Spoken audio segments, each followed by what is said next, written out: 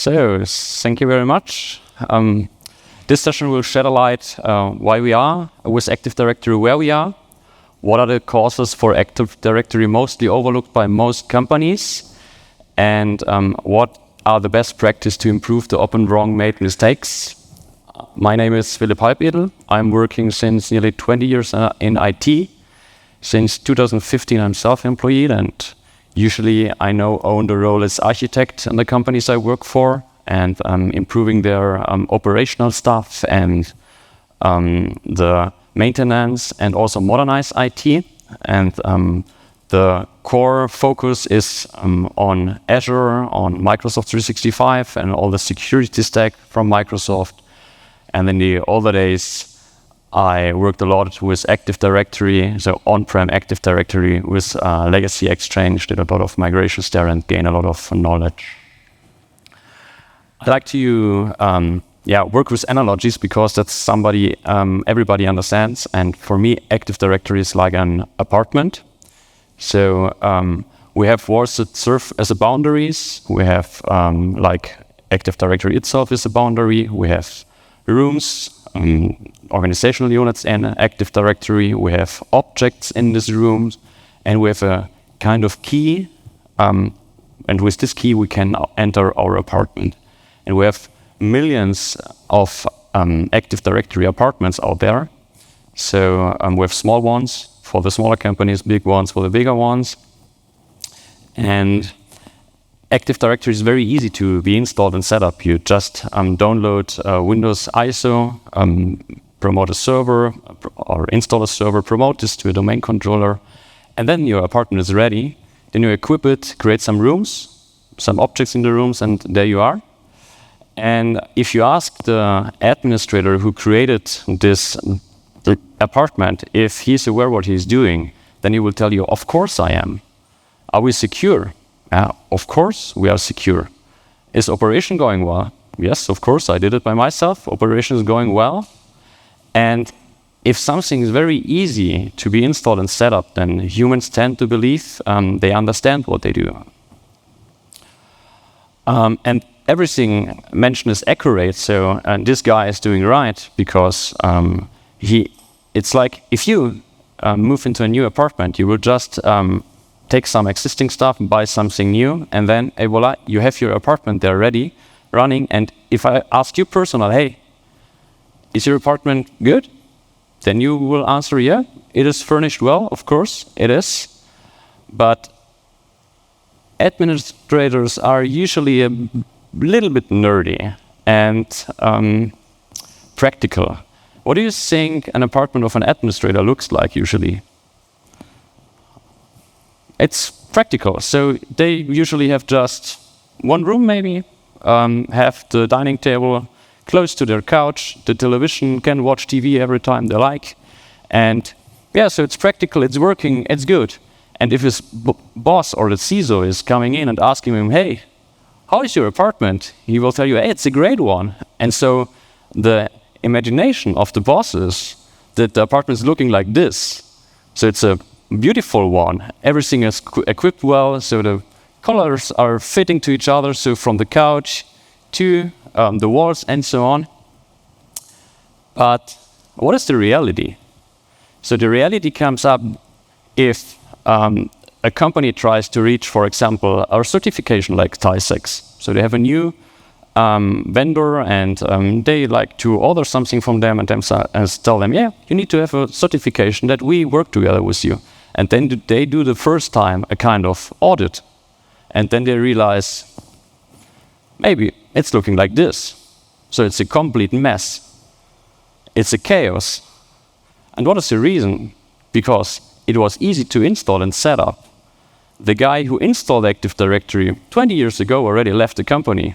And another guy joined and looked about this mess. The guy before prepared and then thinks, okay, I will restructure it. Then he starts with it, and then he realizes, oh, it's very difficult, and then stops in the middle. And then leaves again, and so on. And then we have a story which is just continuing like this, and it's a mess under the hood, and nobody knows about it. And what are the reasons for this? The reasons are a little bit the rules of Microsoft, and they are, of course, good. because they are fairly restrictive.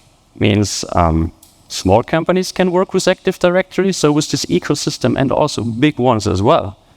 But the rules itself are that we have just an apartment with walls.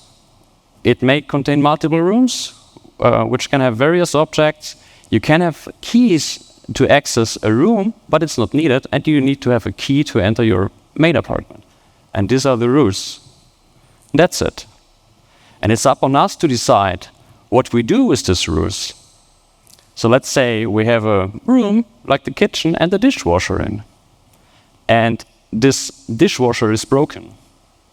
So would you hand out the key for your apartment to somebody you don't know? You don't know when he will start to work or what he will do? Would you? That's classical third-party support, where you have just an external contractor working for you and maintaining something. If you have housekeeping and this person maintains the dishwasher, so refills rinse, salt, would you hand out the key for your apartment to this guy as well? Would you? If you have someone who uses the dishwasher, loads it, unloads it, would you hand out the key for them? The answer should be no. But, well, we are human beings, and it's easy. And there are barely any rules, and most of the time, unfortunately, the answer is yes. And this leads that in most companies with fewer than 3,000 employees, around 2% of the employees do have domain admin rights. And these guys do have access to all of your critical systems, sensitive data, and sometimes nobody cares about. The beginning of this year, I was at an Active Directory audit close to Memmingen, and they wanted to reach a certification. And what they do is, every IT employee is getting domain admin rights. So they have 54 domain admins in their environment, and they also do not have any split accounts, so they have their domain admin rights on their common Office user account. And that's the way they work. And what should be the goal, usually? The goal should be that you have less than 0.1% domain admins in your environment. That means if we have below 1,000 users, you should have maximum one domain admin and one breakout class account. And if you are between 10,000 and 10,000 users, you should have 0.05%, means 5 domain admins, 1 break class account. Usually companies in this size already have a kind of follow the sun procedure, and the operation is maybe spread out all over the world. And if you're bigger than 10,000 users, then it should be 0.01%, so that you have around 10 domain admins at maximum. And 1 break class account, of course, and this domain account should also be named. So now the question is, how do we reach this 0.1%? So that's very easy. So we only need to implement 6 steps, and then we're done.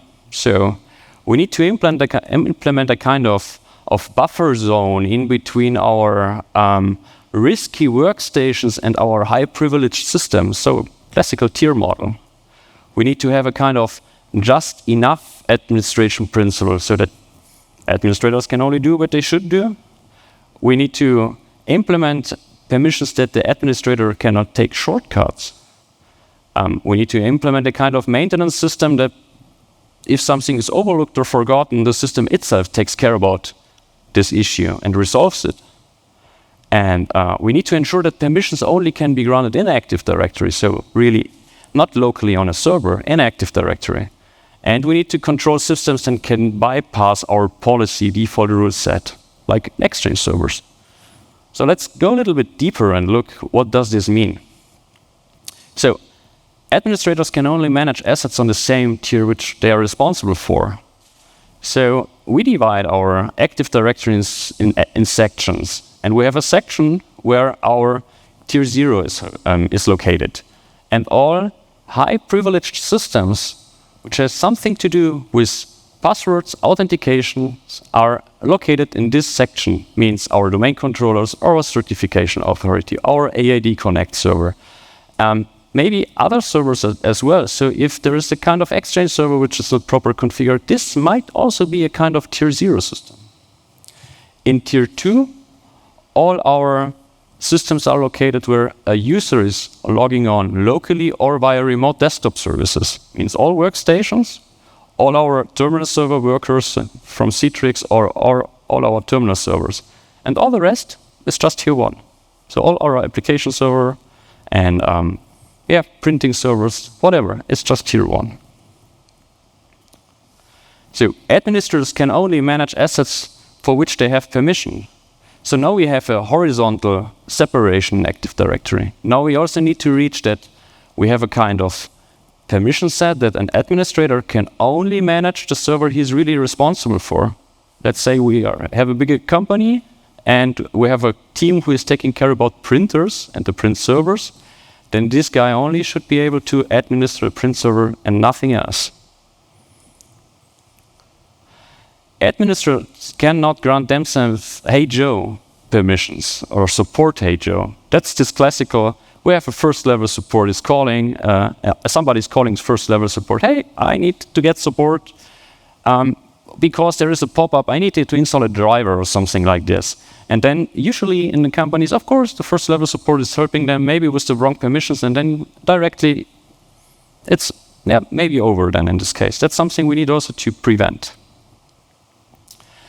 Administrators sometimes make mistakes. Of course they do. So they, for example, grant themselves permission to a system to maintain it and never revoke these permissions. And then they are just gathering permission and permission after permission. And at the end, they have every permission they can have. So, and usually this permission stays. So at the end, the domain administrator is not only domain administrator, he is enterprise administrator as well, he is schema admin as well, so all these permissions are just in this account. Administrators are good in KISS, and keep it short and simple. So you have a new project and you need a couple of servers and you need to have a user which is running a service. Then, most of the admins just use their server, so their domain admin to run the server, so service itself. Funny stuff, if this guy is just changing his password or leaving the company and this account is deactivated, then out of nowhere ADFS server is going down and nobody knows why, what the reason is. Sometimes they also create just local accounts with weak passwords to run the service locally. This is something we should avoid and bypass. And our Easter eggs. Thank you very much, Microsoft. I love Easter eggs. We have a lot of them. And like a not proper installed Exchange server, it's not nowadays that often that new Exchange organizations are installed. But in the past, there's just a simple question at the beginning. Do you like to have split administration? What is the difference in between the default and split? So in default, Exchange is just inheriting all the permissions from the root of the domain to all objects and can do everything what he likes. If you have split administration, this is not the possibility. And that's like, if something is easy to be installed, like Exchange at the beginning, next, I'm done, and then you have just a default permission set in and nobody cares about. Same with a certification authority and so on. And now, how do we solve this? What is the best practice approach? And that's my best practice approach, so that's how I usually do it. So this is still the 0.1 challenge. And first of all, we need to look about a little bit the attacking surface where we are. And usually attackers are coming from outside and they attack something like the workstation with however they reach the workstation. But first of all, we need to take care about the workstations and our delivery, whatever, terminal servers which are exposing our service to outside. And it means we need to ensure that labs is implemented. Because mostly if you install a new server, there is a kind of default installed user with a default password, or maybe a kind of policy which is creating a user locally, and in all the environment we have this user there, this default device user, and that's something we need to get rid of first. and implement a local administrator password solution. This is a tool which is free from Microsoft. You just need to install it and then just run it. And this is done within a couple of hours, also in big organizations. Of course, you will have some rumors that some services will not run, but you can take care about your critical business systems, look about them, and then just roll this stuff out. And then you have already the first step done, that you have labs in your environment. And this generous password where you are having on all the systems are already gone then. And then we need to implement tier 2. And just a few sentences about the tier model, how I do it. So there are different approaches how a tier model can be set up. So what I usually do is I check the organizational structure we have, and then we create a new organizational unit, so some rooms for our tier 0 admins, which are the high privileged admins, for our tier 1 admins, which are the server admins, and for our tier 2 admins, which are the workplace admins. And then there's just a script running every 5 minutes, looking about the memberships of the organizational unit and adding them to the group. So we have a tier 0 group, a tier 1 group, and a tier 2 group. And every 5 minutes, the admins are added to the groups they should belong to. And all the rest of the environment, they belong to group users, except one account. This is your break class account, because he's not part of the tier model. This account can bypass the tier model. But that's also the honey token account. You monitor this account, and this account should not be used. Usually it's just the administrator, the built-in admin of the domain. And then we create 4 policies. We have 4 group policies, and as you maybe know, in Microsoft world, a deny logon or deny write every time overrides a low write. And so we create a policy, and this policy denies access from the network, from running a batch job, running a service, log on locally, logins through terminal service, and we add all the 4 groups you created before. And if this group policy is linked at the top of the domain, what will happen? Nobody can log on anymore, except our break class account.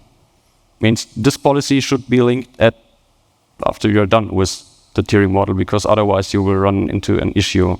But hopefully you have your break class account up and running then. Then we have 3 more policies: tier 0, tier 1, tier 2. And the difference in between is a little bit simplified. The difference in between the policy tier log on deny is that the group which is able to log on this tier is missing in this policy. For example, for tier 0, then we have our tier 1 admins are not allowed to log on our domain controllers, the tier 2 admins not, and also not the group users. And then we start to link these policies on the organization units where our servers are in. Means in this case, we have our tier 2 policy, link them on the organizational units where our workplace is in and where our terminal service worker are in. And we add our existing domain admins. We just move them in our tier 0 organizational unit. They will become member of tier 0 admin group. And then it's done. Then already the domain admin is no longer able to administer the workplace. And you have local passwords on the workplace, so you already reduced a little bit this possibility of lateral removal on the workplace. And I'm a guy, I like to have double net. Because what happens if the domain admin removes himself out of the group tier 0? He's again able to log in on the workplace. Therefore, we just remove the domain administrator group from the workplace. So also if they start to bypass the tier model, we don't care. We will realize it because we have a kind of auditing activated on our sensitive tier groups, and we will realize that Philipp removed himself out of tier 0 admins. But also if he tries to access a workplace, it does not work. So next, we just create new tier 0 admins. The reason is we don't know what happened with the old admins. Where are they? Where do they have permission on? Where are they used? We don't know. And therefore, we just create brand new admins for them with just domain admin privileges. and ask the guys to use this account and start to monitor the old accounts of them. Because you have a time in between where you have the new account and the old account because they still need to administer their servers usually. But what we do is we roll out tier 0, means we link our tier 0 policy to our domain controllers, to our secure servers, so ADFS, certification authority, and so on. And in this case, the existing domain controller is no longer a function at the end then, because then what you will do after you're sure that the new accounts work, you will just move the existing tier 0 old domain accounts into tier 1 in this tier 1 organizational unit and remove the tier 0 group out of them. Means these accounts are still there, can work, they still can log on the servers, but cannot longer log on any domain controller on any secure server anymore. Only the new accounts will work. And then we still have the old accounts for tier 1 administration. And after that, so means now, existing domain admin is no longer function, so that's the next level. Until now, there wasn't really any business impact. That's something you can do very quick, and you will not see that much impact on your business. Next, we start with tier 1, because that's the missing one. And for tier 1, we first of all like to shift our administration from the domain to our tier 1. So we do not like that domain admins create users. That's not needed. So we just create new tier 1 accounts for our support desk who is doing this, and then create just enough permissions for these guys. And that's something you need to discuss if you have a kind of IDM system or who is modifying group memberships and so on. And this will reflect the permission set you need.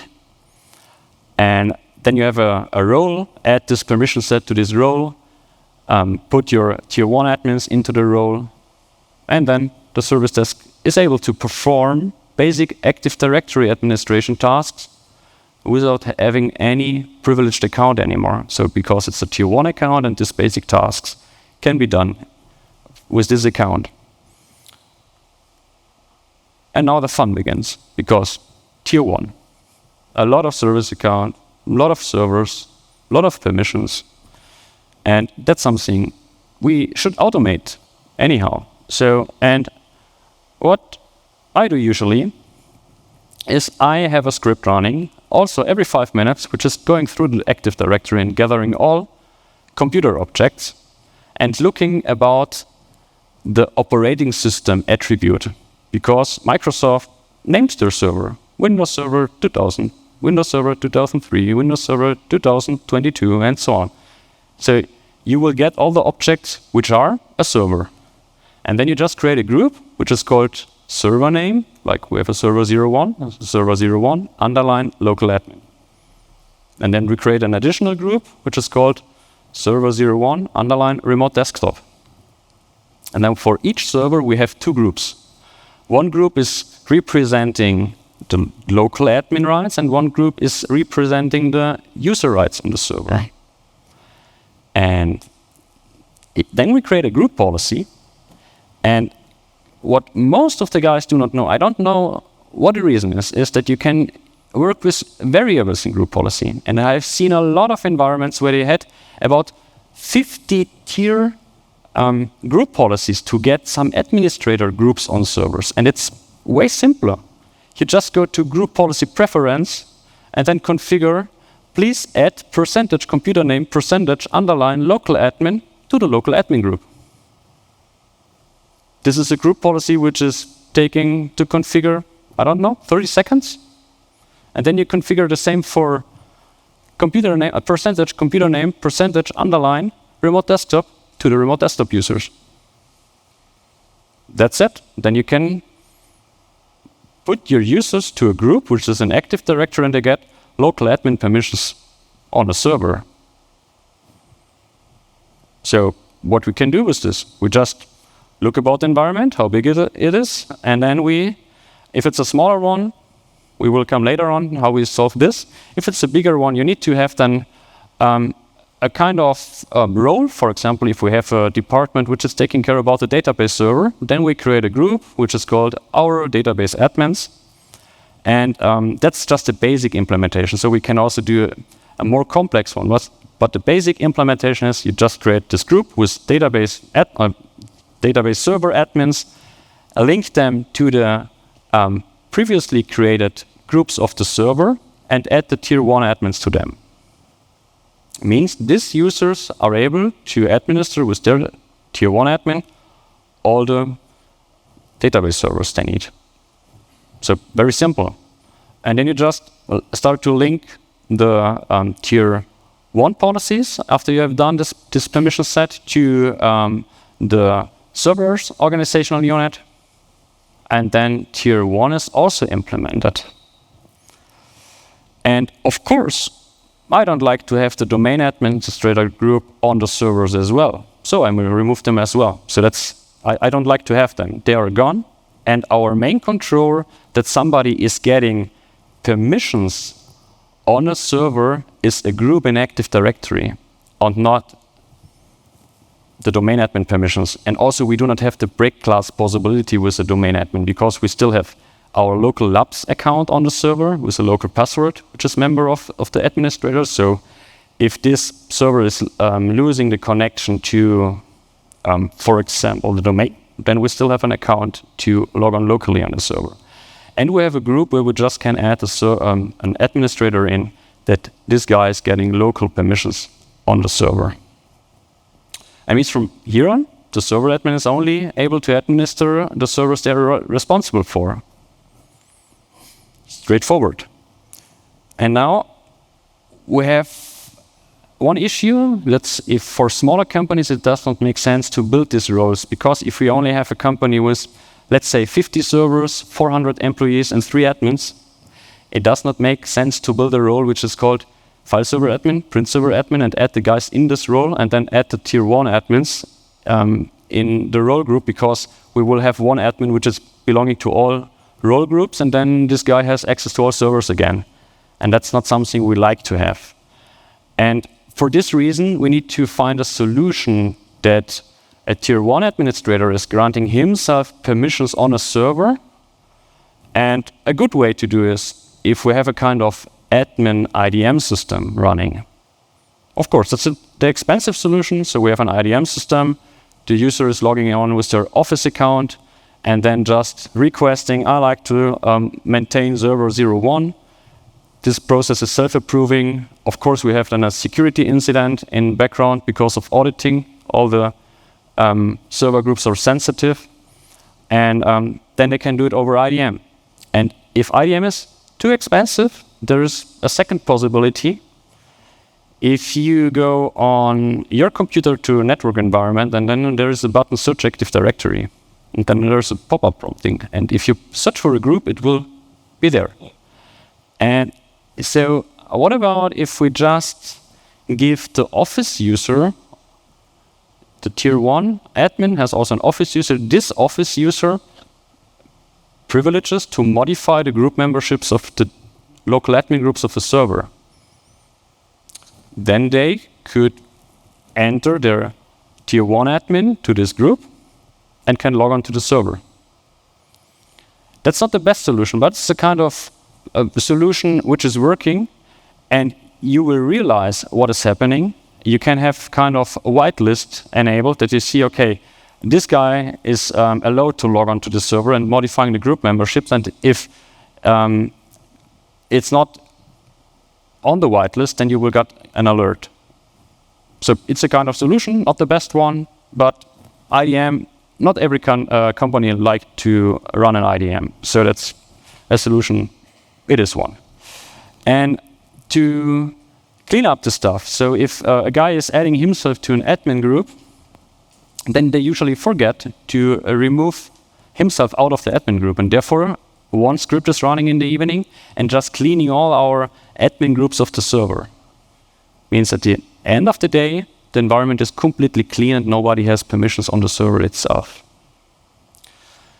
So that means the administrator can grant themselves permissions on the server for on-call services. Yeah, and that's the first way to implement this stuff. You can go deeper then and look about service account and also create permission sets that you really say, okay, we don't like to spread around with our local admin permissions. If we have a print server admin, he should only have user permissions on the print server and then only have permissions to restart maybe a spooler service and reinstall a printer or install a new printer, nothing else. So he should not be able to do whatever an admin can do on the machine. But this is the next step then. This is really, really easy to reach because, we are done with the 0.1 challenge. That's pretty easy, and without that much business impact, we only need to have time, and you can reach nearly, let's say, 80% within a few days. Of course, the last 20% of the implementation of the tier model and the administration model, this will take long regarding tier 1. So, what are the PowerShell scripts which are running there? So, I'm a scripting guy, and PowerShell is my friend, and that's the scripting set which usually runs on environments I support. So we have a script which is removing stale objects in the environment because most of the companies, also big ones, so my biggest customer I'm currently working on has 46,000 users, and of course they have an entry-leave process.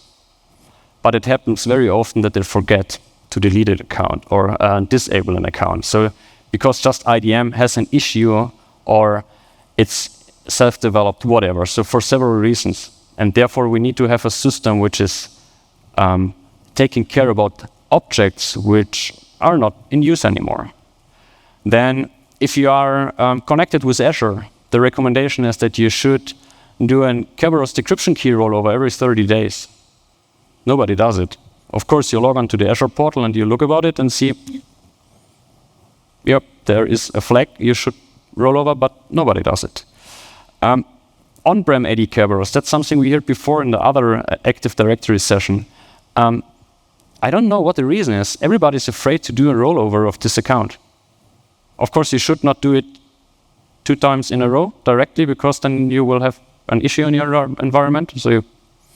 But if you just do it continuously, every time, of course, somebody can roll over their keys as well. But you're reducing attacking surface, and maybe they make a mistake and you will figure something out in the audit log. Then the script, which is removing the group memberships from local admin groups, is running once a day. Then we create server groups every 5 minutes, and we sort the tier admins every 5 minutes to the groups. And just one extra point is a little bit about administration of the environments itself, because that's also something I see in big companies as well. They just use their Office device to just do an RDP directly on the server. It doesn't matter if tier 0, tier 1, they don't care.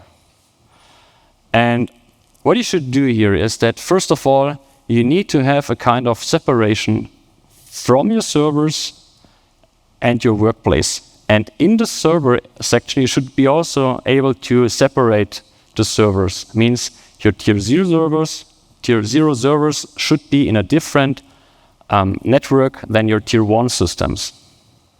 And what you implement then is use one of these functionalities here. So use Azure Bastion with VPN, use an Azure application proxy, or if you're not that cloud addicted, then just use an RD gateway with a network policy server on-prem with the Azure extension running.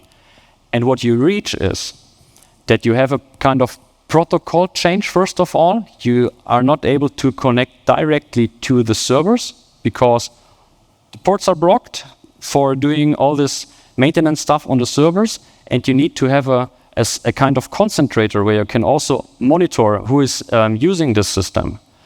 And they need to be prompted for MFA. So if we, for example, use the last example, the guy is logging in, first of all, with their Office credential to access the RD gateway, because on the Office credentials, usually you have MFA enabled. they prompt MFA, accept it, and then afterwards a new pop-up occurs, and then you just enter your tier 1 admin accounts. And then you have a direct connection from your office computer to your server, but you have a protocol change from HTTPS later on to RDP. First of all, you did MFA, and then you changed your privilege, your account from office account to tier 1 account. And that's what we do for tier 1. For tier 0, there is no possibility to access this environment. You should use a PAW, so privileged access workstation. And this should not be your primary computer you're working with. And with this model, usually you do not need to connect to your domain controller or certification authority. You only need to connect to them if there is really an issue. So if the server itself is not running, or if there was an issue during the installation of a backup. But for daily tasks, you do not need to connect to your tier 0 environment. This is if you're a restrictive company, and the big one I'm currently working on is one. They have a dedicated PAW developed, and this one is only working in a special network on-premise in their headquarters, also not from home. They have an on-call service, so if something is happening, somebody will drive to the office. So it's not possible to access tier 0 remotely. So I hope this session could bring a little bit order in this messy chaos we have. And yeah, if you have any questions, then I'm glad to answer them. Thank you very much, Philipp. Awesome. Yes, it is there.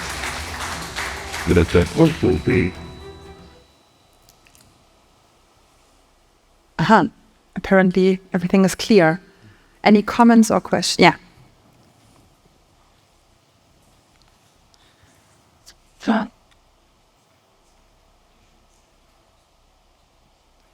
Yeah, thank you. Really nice talk. In the beginning, you mentioned a certification you were doing at a customer. Could you elaborate what kind of certification this was? TISAX. Okay. But I also already had a customer who did PSI DSS, so I also did this once. So, and yeah, they will look about your Active Directory. So it's not like an ISO 27001. It's they look a little bit deeper into your environment, and usually they also have somebody who is really auditing than you. And because the auditor itself, yeah, needs to represent the certification that he is handing out.